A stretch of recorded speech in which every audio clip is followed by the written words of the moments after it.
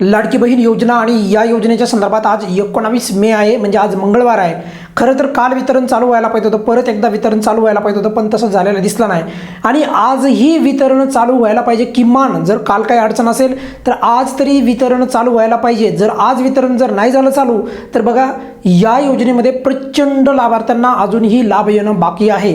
आणि जर त्यांना यावेळेस म्हणजे मार्च आणि एप्रिलचा हप्ता आला नाही तर ही योजना फक्त नावापुरतीच योजना राहिली असं म्हणलं तरी काही वावगं ठरणार नाही. कारण बघा बरेचसे लाभार्थी विचारत आहेत की सर आमचा लाभ बंद झालेला आहे, सर आम्हाला लाभ आलेला नाही. आणि असे कितीतरी लाखोच्या संख्येत यावेळेस चाकडा आहे बघा. आणि असं असून देखील यावेळेसचं वितरण अचानक थांबलेलं आहे. बरेचसे लाभार्थी मार्च आणि एप्रिलची प्रतीक्षा करीत आहेत तरी देखील त्यांना हप्ता आला नाही. आणि जर तसं होत असेल तर मग ही योजना इथून पुढे कशी सक्षमरित्या चालवली जाईल का किंवा तेवढ्या प्रभावीरित्या तिची अंमलबजावणी केली जाईल का याच्यावर शंकाच घेण्यासारखी गोष्ट आहे. कारण की बघा प्रचंड लाभार्थ्यांना यावेळेसचा जो हप्ता आला नाही तर माझं असं मत आहे, आता बघा ज्यांना हप्ता आला नाही तर त्यांना त्यांच्या अपात्रतेचं कारण कळालंच पाहिजे. म्हणजे असं नाही व्हायला पाहिजे की नेमकं कशामुळे लाभ बंद झाला लाभार्थ्याला माहीतच नाही, ते व्हायलाच नाही पाहिजे. जर त्या पात्र लाभार्थी असतील किंवा अपात्र लाभार्थी केले असतील, तुम्ही पात्र असून तर त्यांना अपात्रतेचं कारण सांगा म्हणजे सांगाच. आणि लाडक्या बहिणींना पण विनंती आहे, तुम्ही तुमच्या अपात्रतेचं कारण सरकाराकडून जाणूनच घ्या, त्याशिवाय तुम्ही तुमचा लाभ बंद होऊ देऊ नका शक्यतो. बघा कारण काय झालेलं आहे की जर समजा तुमचा लाभ बंद झाला आणि लाभ बंद झाला त्याच्यानंतर तुम्हाला माहीतच नाही, प्रचंड असे मी लाभार्थी पाहतो आहे की त्यांना लाभ बंद केला, त्यांना वाटतं नाही आम्ही अपात्रच होतो. जर तुम्ही पात्र असताल तर मी परत सांगतोय बघा, जर तुम्ही पात्र असताल आणि तुम्हाला विनाकारण अपात्र केलंय असं तुम्हाला वाटत असेल तर अपात्रतेचं कारण खरं तर सरकारने सांगायला पाहिजे. एक तर बघा त्यांना SMS द्वारे सांगायला पाहिजे की मोबाईलचा जो रजिस्टर नंबर आहे त्याच्यावर SMS टाका ना, त्यामध्ये सांगा की कोणत्या कारणामुळे आम्ही तुम्हाला अपात्र करीत आहोत.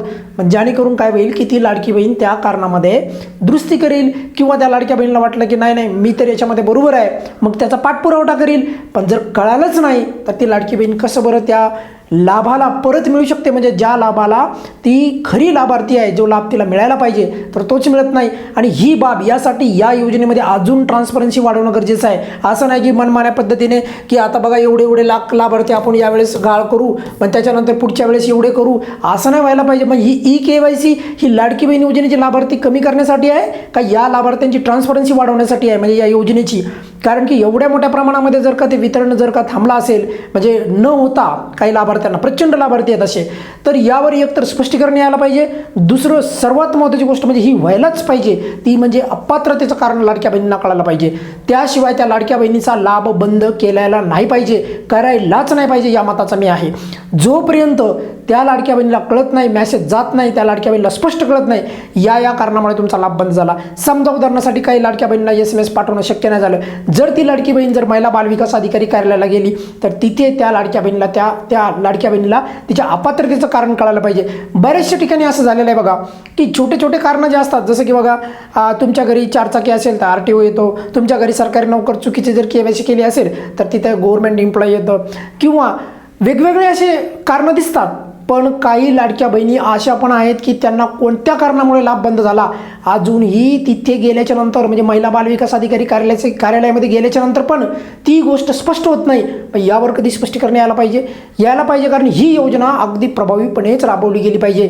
आणि सर्वात महत्त्वाचं म्हणजे त्या लाडक्या बहिणीला जिल्हा स्तराला जाणं एवढा मोठा म्हणजे तिला तारांबळ होती त्या लाडक्या बहिणीची, तर त्यामुळे काय व्हायला पाहिजे त्या लाडक्या बहिणीच्या मोबाईलवर रजिस्टर मोबाईलवर SMS जायला पाहिजे की तुम्हाला लाडकी बहीण योजनेच्या अंतर्गत या कारणामुळे आम्ही अपात्र करत आहोत. जर तुम्ही अपात्र नसताल तर या कारणाचे तुम्ही पाठपुरावा करा म्हणजे आम्ही तुम्हाला परत पात्र करू. बरोबर, तर असं होताना दिसत नाही आणि ते झालंच पाहिजे. त्यामुळे मी म्हणतोय सर्व लाडक्या बहिणींना ज्या अपात्र झाल्या तुम्ही पण महिला बालविकास अधिकारी कार्यालयाला जाऊन विचारा, आम्हाला अपात्रतेचं कारण सांगा, तरच तुम्ही तुमचा लाभ सोडा, अन्यथा लाभ सोडू नका एवढीच लाडक्या बहिणींना विनंती करतो बघा.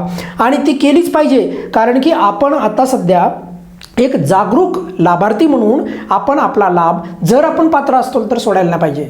बरोबर, जर आपण पात्र असतो तर आपण आपला लाभ सोडायला नाही पाहिजे आणि शासनाने पण ते सांगायला पाहिजे बरं का, की कोणत्या कारणामुळे तुम्हाला आम्ही अपात्र केले. प्रचंड लाडक्या बहिणींना कळतच नाही नेमकं कशामुळे त्या अपात्र झालेल्या आहेत.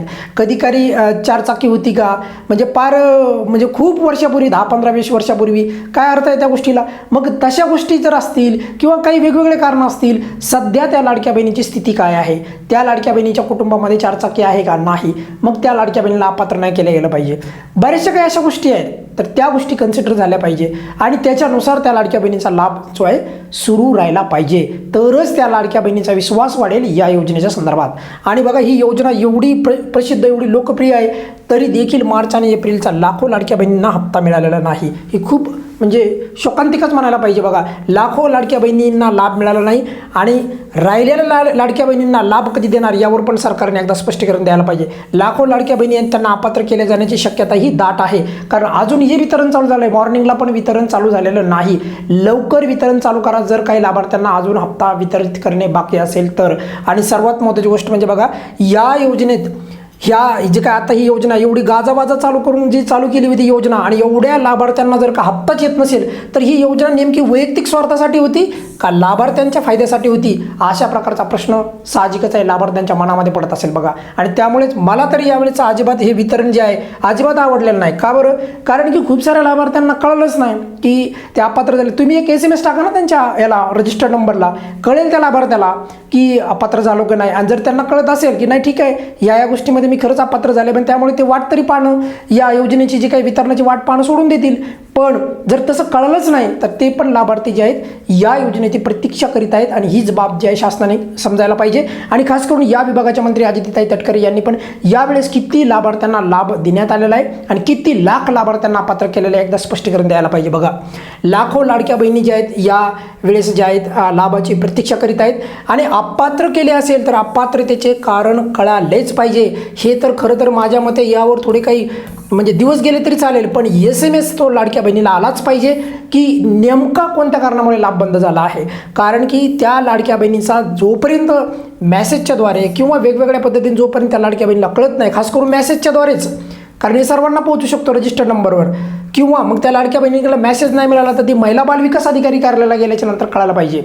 कारण तिथे काय व्हायला, डेस्कटॉपवर जास्त म्हणजे महिला बाल विकास अधिकारी कार्यालयाला गेल्याच्या नंतर 2-3 पर्याय असतात आणि तेवढं पाहिल्याच्या नंतर कळतं की नाही या कारणामुळे तुमचा लाभ गेला. पण बाकी पण काही कारणं अशी असतात की त्यामुळे त्यांना पण माहीत नसतं की नेमका कोणत्या कारणामुळे लाभ थांबलेला आहे. तर ही बाब जी आहे अतिशय चुकीची आहे. त्यामुळे या योजनेमध्ये जर लाभार्थी अपात्र झाला तर लगेच त्या लाभार्थ्याला मेसेज केला पाहिजे. पोर्टलवर नाव वाटलं, DBT पोर्टलवर नाव वाटलं की लगेच त्या लाभार्थ्यांना मेसेज गेला पाहिजे. तर ती लाभार्थी जी आहे त्याला कळेल की या कारणामुळे माझा लाभ बंद झाला आहे. नाही तर अन्यथा काय होईल की त्या लाभार्थ्याच्या मनामध्ये पण शंका राहील की मी कशामुळे अपात्र झाले आहे. तर ही बाब जी आहे अत्यंत महत्त्वाची आहे. जोपर्यंत अपात्रतेचं कारण त्या लाभार्थ्याला मेसेजच्याद्वारे कळत नाही, स्पष्ट कळत नाही, तोपर्यंत कोणताही लाभार्थ्याला जे आहे अपात्र केले जाऊ नये, आणि तो तसं करण्याचा अधिकार पण कोणाला नसायला पाहिजे. एवढीच या व्हिडिओच्या माध्यमातून विनंती आहे. आणि सर्वात महत्त्वाचं म्हणजे बाकी लाभार्थी जे पात्र लाभार्थी आहेत ज्यांना काही किरकोळ कारणामुळे जर अपात्र केलं असेल तर लवकर त्यांचा विचार करण्यात यावा आणि लवकरात लवकर त्यांना मार्च आणि एप्रिलचा हप्ता वितरित केला जावा. या व्हिडिओमध्ये आपण इथेच थांबूयात. काय अडचण असेल तर नेहमीप्रमाणे कमेंट्समध्ये विचारू शकता. धन्यवाद.